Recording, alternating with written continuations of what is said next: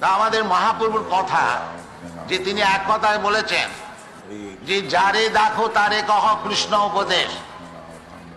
এইটা যদি আমরা বলি কৃষ্ণর উপদেশটা কি, সব জিনিস উপদেশ আছে ভগবদ গীতা। আর যে চাল ডাল পাওয়া যাচ্ছে না, খেতে পাওয়া যাচ্ছে না গরিব লোকের, সে বিষয়ে সমাধান ভগবদ গীতাতে বলছেন অন্নাদ ভবন্তি ভূতানি। অন্ন চাই, ইট পাটকেল দিয়ে খালি লোককে লেকচার দিয়ে তার পেট ভরা যাবে না।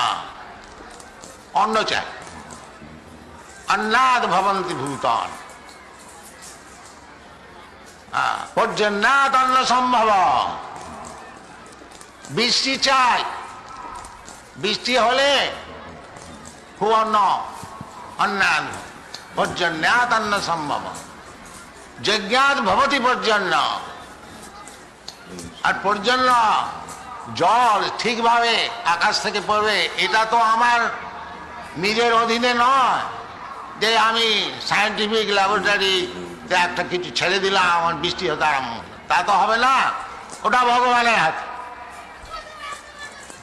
সুতরাং ভগবান যদি সন্তুষ্ট থাকে, পর্যন্নাদ অন্ন সম্ভব। আর যজ্ঞাৎ ভবতি পর্জন্য, যজ্ঞ কর্ম সমুদ্ভবম। যজ্ঞ করতে হবে। যদি আপনারা সুখী হতে চান, এই একটা ভগবানের যে কথা, এইটা স্বীকার করে দেখুন। যজ্ঞ করতে হবে। যদি বলেন যজ্ঞ করতে হলে অনেক সব জিনিস চাই, ঘি চাই, চাল চাই, ডাল চাই, সেই তো চাল ডালই তো নাই না। কলিকালিতে এইসব অভাব হবে জেনে শাস্ত্রেতে বলেছে যজ্ঞই সংকীর্তনই প্রায়ই যজন্তি হি সুমেধস।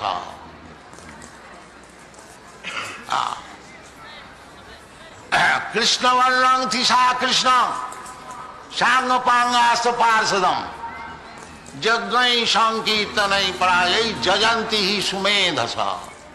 সুমেধস মানে যার এই মগজটা ভালো, বোকা না, গোবর পোড়া নয়।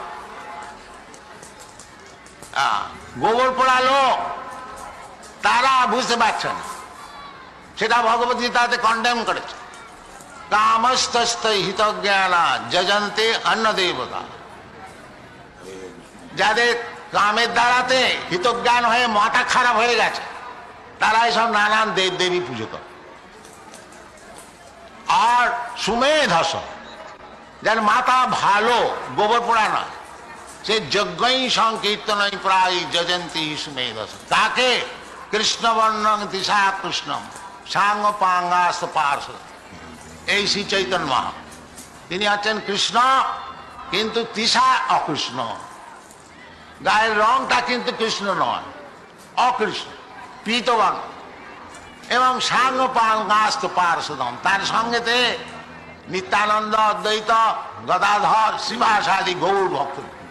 শ্রীকৃষ্ণ চৈতন্য প্রভু নিত্যানন্দ, শ্রী অদ্বৈত, গদাধর, শ্রীবাসাদি গৌর ভক্তবৃন্দ। এই যে পঞ্চতত্ত্ব ভগবান কৃষ্ণ, এর